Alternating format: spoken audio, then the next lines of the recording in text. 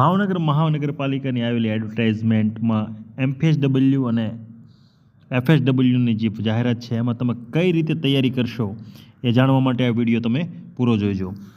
જો તમે અમારી ચેનલ સબસ્ક્રાઈબ ના કરી હોય તો please subscribe my channel SK First Exam and let's start this video. તો how to prepare four MPSW અને FSW. આ ભાવનગરની જે ભરતી આવેલી છે BMCની અંદર, બરાબર, તો એની એડવર્ટાઇઝ નંબર શું છે? તો એડવર્ટાઇઝ નંબર છે BMC 252616 મેલ માટે અને એડવર્ટાઇઝ નંબર છે BMC 252617 એ FSW માટે છે, બરાબર. એની લાયકાત હોવી જોઈએ તમને બધાને ખ્યાલ જ છે, અને ના ખ્યાલ હોય તો મેં એક વિડીયો બનાવેલો છે, ડિટેલ વિડીયો, તે તમે જોઈ શકો છો, બરાબર. તો તમે હું આશા કરું છું કે આ વિડીયો જોતા દરેકે MPSW અને FSWના ફોર્મ ભરી દીધા હશે અને તમારે પ્રેક્ટિસ એને કઈ રીતે તમારે ટાઈમ મેનેજમેન્ટ કરવો, કઈ રીતે તમે તૈયારી કરશો, બરાબર, તો તમે સફળતા મેળવી શકશો. તો એની માટે આ વિડીયો તમે છેલ્લે સુધી જોઈજો. વેકેન્સી કેટલી છે જોઈ લઈએ. વેકેન્સી ફોર ધ MPSW કેટલી છે? 27 અને વેકેન્સી ફોર FSW 30, બરાબર. અને હવે જ્યારે પેપર આવશે, પેપર કેટલા માર્ક્સનું હશે? પેપર હશે 100 માર્ક્સનું, બરાબર. લાસ્ટ જે BMCની અંદર હતું 100 માર્ક્સનું હતું, માઇનસ કેટલા છે? 0.33. ટાઈમ તમને આપશે એની અંદર 60 મિનિટનો તમને ટાઈમ આપશે, બરાબર. તો હવે જો તમે પેપર શરૂ કરવા જઈ રહ્યા છો, પેપર તમને ખબર છે કેટલા માર્ક્સનું છે? 100 માર્ક્સનું છે. તમે તૈયારી કરી છે, પૂર્ણ કરી છે, પરંતુ તમે ટાઈમ મેનેજમેન્ટ નથી કર્યો, બરાબર. ખૂબ મહત્ત્વનું છે આની અંદર ટાઈમનું મેનેજમેન્ટ. જો તમે ટાઈમનું મેનેજમેન્ટ નથી કર્યું, બરાબર, તો તમે બાજી હારી જવાની પૂર્ણ સંભાવના છે.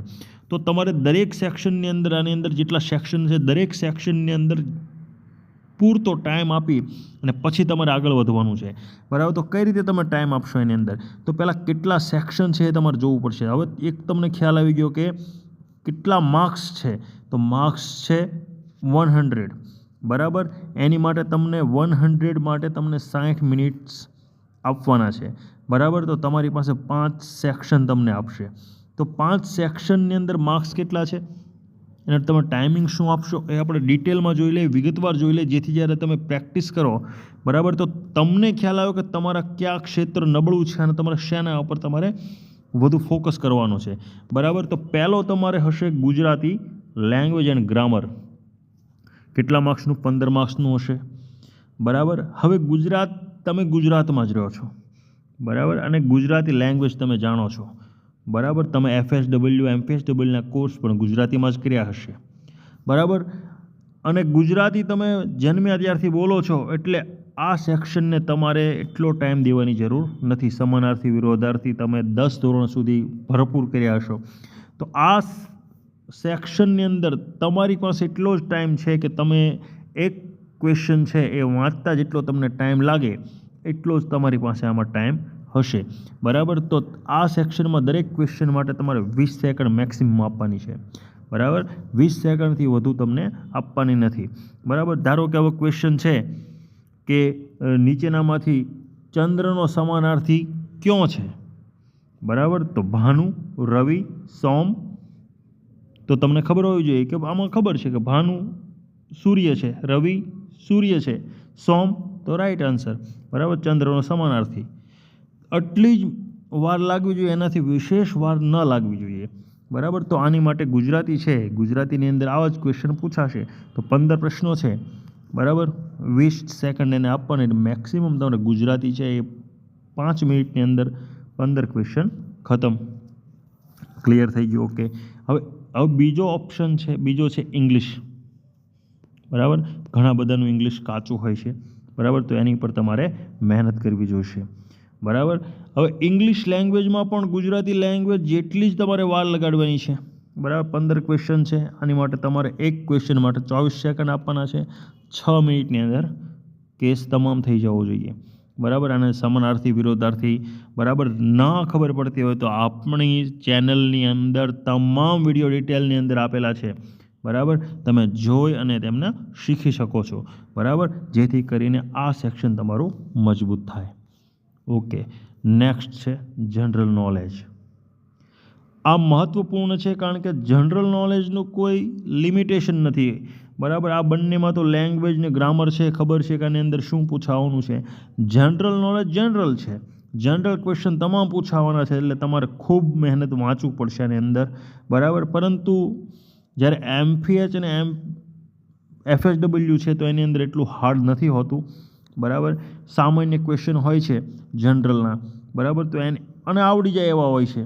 તો 24 સેકન્ડ એક ક્વેશ્ચનને તમે આપશો, બરાબર, 8 મિનિટની અંદર તમારે 20 ક્વેશ્ચન પૂરા થઈ જશે, બરાબર. અને હું એવું માનું છું કે તમારે સફળતા મેળવવી એ ખૂબ સરળ થઈ જશે, કારણ કે તમે જનરલ નોલેજ છે એ બહુ નીચલા લેવલનું હોય છે એની અંદર. અને આપણી ચેનલ ઉપર જનરલ નોલેજના ડિટેલ્સ વિડીયો બધા અવેલેબલ છે, બરાબર, ને ધીમે ધીમે અપલોડ પણ થઈ રહ્યા છે. માનો કે રાણકી વાવ છે, બરાબર, તો રાણકી વાવના બધા જ ક્વેશ્ચન અંદર આપણે આવરી લીધેલા છે.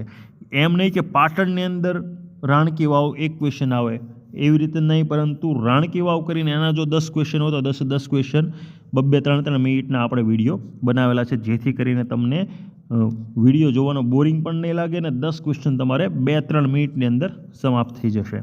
ઓકે, જો તમે મારી ચેનલ સબસ્ક્રાઈબ ન કરી હોય તો અત્યારે જ તમે સબસ્ક્રાઈબ કરી લો, જેથી કરીને સફળતા તમારા કદમો ચૂમશે. નેક્સ્ટ જોઈ લઈએ. સૌથી મહત્વપૂર્ણ છે મેથ્સ એન્ડ રિઝનિંગ. મોટા ભાગના જે લોકો છે, પરીક્ષાર્થીઓ છે, વિદ્યાર્થીઓ છે, કોમ્પિટિટર છે, એનો આ સેક્શન નબળું હોય છે. જે લોકોનું આ સેક્શન